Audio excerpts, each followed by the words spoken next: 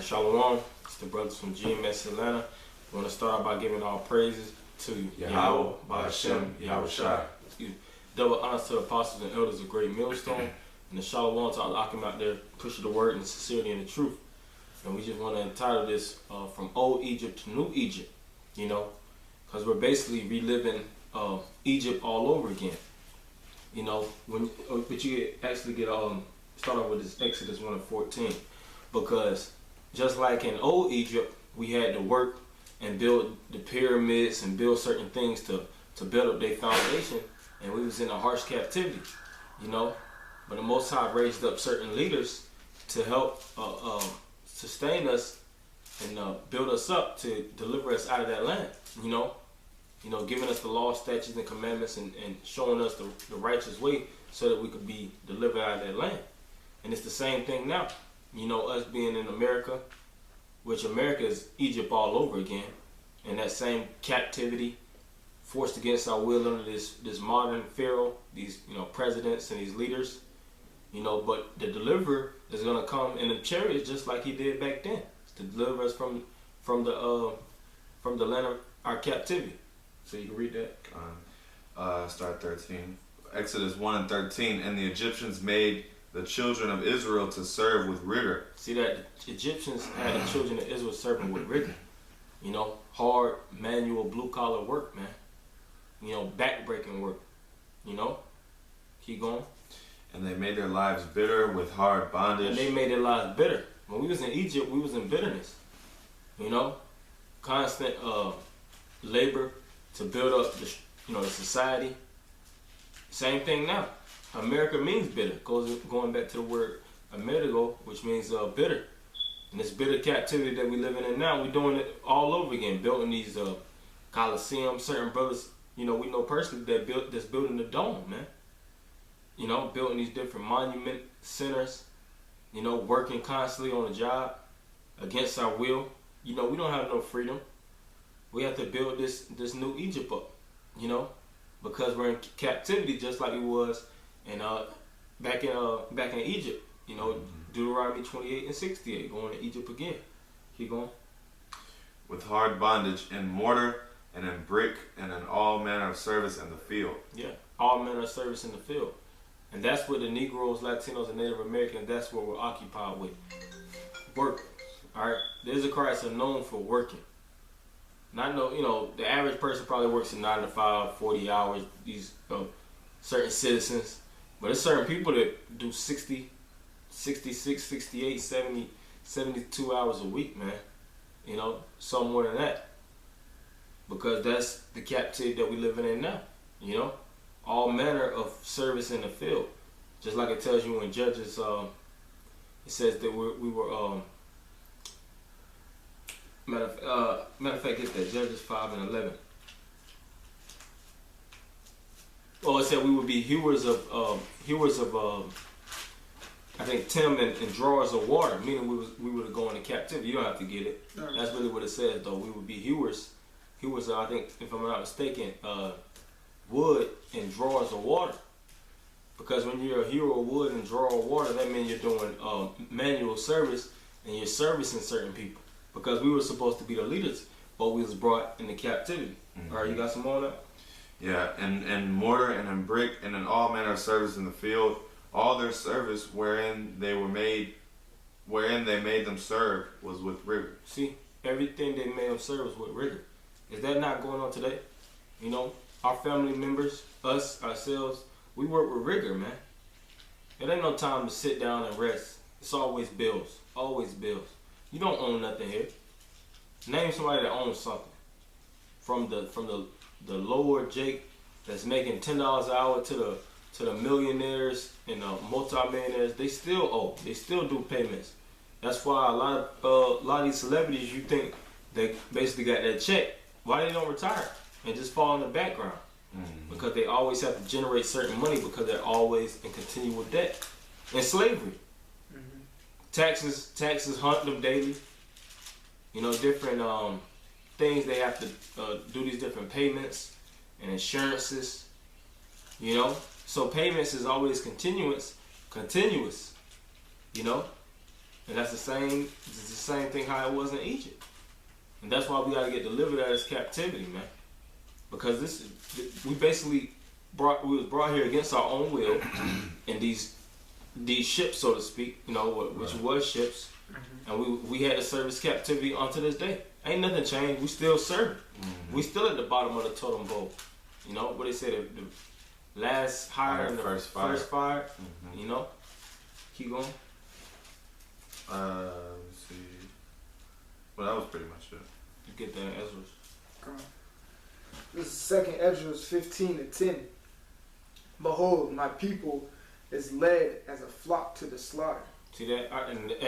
The Lord's people is led to the flock to the slaughter. That's not talking about the Chinese, the goddamn Arabs. You don't think about the Arabs when you think about my people being led as a flock to the slaughter. Thinking about these jakes, man. We in the melting pot where you could look at all nations and judge off of all lifestyles to really see the spirit of things, man. Now, who's going and who's suffering? Who's the ones that's in poverty, man?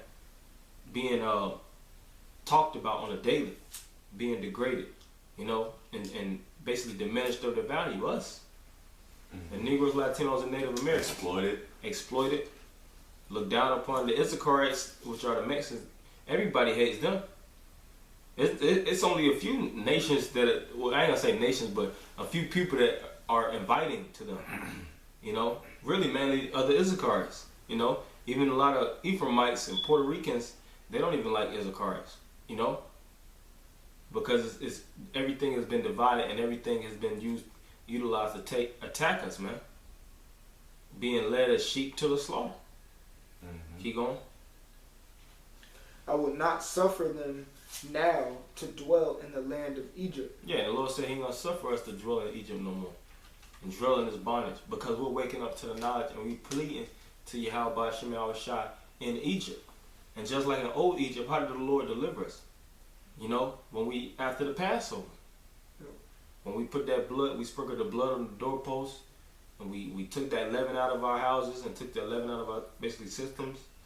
You know, drunk of that wine and pleaded our cause to YAHAWASHI, and that's when the deliverer came.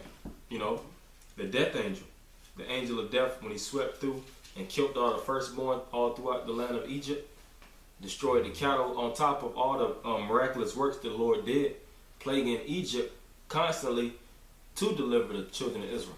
Because what did the Most High tell Moses? To tell Pharaoh, let my people go.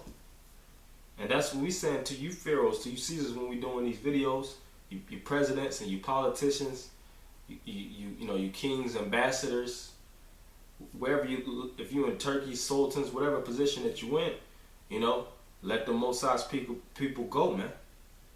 But you know, they ain't gonna listen because these nations is proud. So the Lord is gonna let us go by breaking in this captivity, going in here and grabbing the people up and destroying this place, man. Healing it. And healing us by delivering us, like the Lord said that He's gonna come with healing in His wings. The wings is when He comes in the chariots and comes and gathers us up. You know, just like basically like a hen does his chick, or a chicken does his egg, so to speak. You know, He going. Verse 11.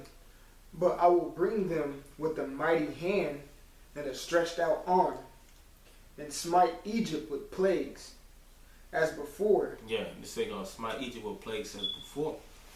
And everybody knows the story of Egypt. You know, that's a common story that, you know, your regular common citizen knows about, so to speak. You know, about how the Lord smote Egypt in miraculous different ways to basically show His works and to deliver His people. And the Lord's gonna do that now.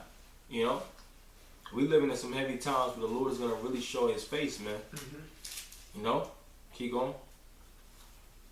And if you look at a lot of disasters and stuff like that, it was this one situation where they was having like these lakes turning to blood over there in like Japan and the Asiatic countries and the Philippines and different things of that nature. You know, that's the prophecy. That's one of the things that occurred in Egypt. You know, the lakes turning to blood and different things of that nature. You know, there's a lot of other plagues, which is the smiting of the firstborn. You know, the killing off of the cattle and different things of that nature. You know, They're the locusts. So the Most High is going to show his power just like he did in ancient Egypt. Keep going. Come. And that's why when you read the scriptures, it's not one thing that's going to take America down. You know, we're going to martial law, the pestilence, race riots, economic collapse. There's so many things that the Most High is going to place with. And he's going to have the deliverer come, YAHAWASHI, come in the chariots. And he's going to destroy this place by thermonuclear weapons, man. Those are a lot of plagues, man. Just like how Egypt got hit with. Egypt got hit with many plagues before it basically crashed, so to speak. Yeah. And if I could say something, Yahawah, his algorithm really is to kill this place slowly so it can feel every bit of the pain by taking down this economy. Once the economy crashes, people are going to go crazy. It's going to lead. It's like a domino effect. Once the money stops, the people go crazy. Riots, race riots, martial law, everything that the scriptures warn you about is gonna periodically happen, and it's gonna kill this place slowly. The chip is gonna come, and ultimately it's just gonna be devoured with fire, with them ICBM nuclear missiles. But he's killing this place very slowly. That's another reason why I thought it was pretty. It's beautiful that he does it that way. It's gonna be an extravagant event. It's gonna be extraordinary. He wants to make a show. Once it's all done and set, done with. Because the missiles and stuff. It's being a script. There you go. Just like how the Lord, when he delivered us out of Egypt, he had to make a show of it. Make it so glorious that it's something that you can read about for generations. That's what they call the grand finale. Yeah. There you go. All right, that's the big that's the big thing to look forward to, man. You know how you have the climax of a movie? We're living in that climax, right? Yeah, exactly. We're at the the peak. The peak. Yeah. The summit point. Yeah. But continuing here, verse 11. But I will bring them with a mighty hand and a stretched out arm, and smite Egypt with plagues as before. Yeah, so you're gonna smite Egypt with plagues as before, which we just now spoke on. Just like the movie The Fifth Wave, when all those different waves was continuously hitting the place, the earthquakes. I haven't watched the movie in a while. I watched it once, but it was all kind of different plagues, and they had the chariots. Well, they had the aliens on Earth. Basically having intelligence to basically duplicate the people, so to speak, or to submerge with the people. So it's the same thing in, like the scriptures talk about the seven trumpets, different plagues, man. Keep going. And will destroy all the land thereof. And destroy all the land thereof. The whole of America is going to be destroyed. Keep going. Verse 12. Egypt shall mourn, and the foundations of it shall be smitten with the plague in punishment that the Most High Yahawah shall bring upon it. Yeah, and this place has to be punished, man. We as a people unto this day, we're still being defrauded. We still poor. Hell, there's so much stuff that goes on that they don't even put on the news, man. Right. A lot of these women of our nation still getting raped by cops. And depending on the position or the status of a cop, they'll just throw the books away. Even if she tries to charge the guy, which most of these, we poor. You can't charge nobody with nothing, man. Our people don't know about going to the court system and trying to get a lawyer to fight. They can't afford nothing. They can't afford nothing. Yeah, a lot of them got all kind of dirty stuff on their background to the point that they're labeled as criminals. So the so-called white man utilized that to his advantage, and he basically pecks at our people and preys on our people as a predator, man. So we need a power to deliver us, because we basically on the defense in this captivity. We don't have no power. We're not coming against nobody in this place. We're in the corner and we trying to fight. Keep going. Verse 13, they that till the ground shall mourn, for their seeds shall fell through the blastings in hell, and with fearful constellation. Well, that's a bad point. You still spoil that, or That's about it. yeah? Come on, you got. This is 1 Kings 8:51. For they be thy people and thine inheritance, which thou broughtest forth out of Egypt. See, that we the Lord's people that got brought out of Egypt through the hands of Moses and Aaron. They didn't make it to the promised land, but Joshua and Caleb. But we were the people. The ones that followed Moses. The ones that basically went off and got cursed. Mm-hmm. That's how we the people, because Moses set those blessings and curses in place for the people for generations on forward. And are we not living in curses? Deuteronomy 28:68, going into Egypt again. Being shackled up against our will, that bird that's flying, and basically us being a tail, and these different nations being the head, all those curses from Deuteronomy 28 to 15 chapter on down. We live in those unto this day. Yeah. Keep going. From the midst of the furnace of iron, that thine eyes may be open unto the supplication of thy servant, and unto the supplication of thy people Israel, to hearken unto them in all that they call for unto thee. Yeah. For thou didst separate them from among all the people of the earth, to be thine inheritance. Yeah, the Lord made us holy to be his inheritance, to be a part of him.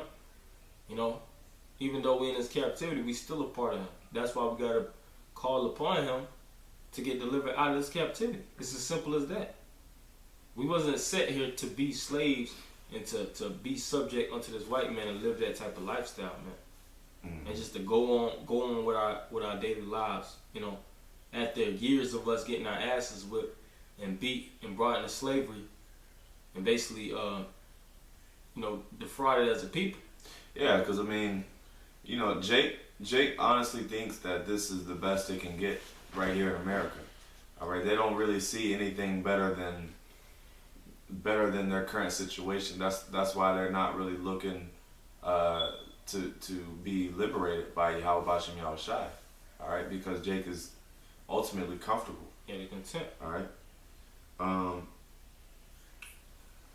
Finishing up. To be thine inheritance as thou speakest by the hand of Moses thy servant, when thou broughtest our fathers out of Egypt, O Lord God. Yeah, when the Lord brought us out of Egypt.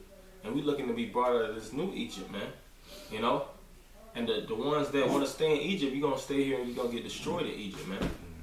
Because we not in them times to the point where we're going to persuade some bonehead nigga, that want to stay in Egypt because he get his income tax back, man. Because he get a nice income tax check and he got the hookup, and he got a couple kids to claim, man.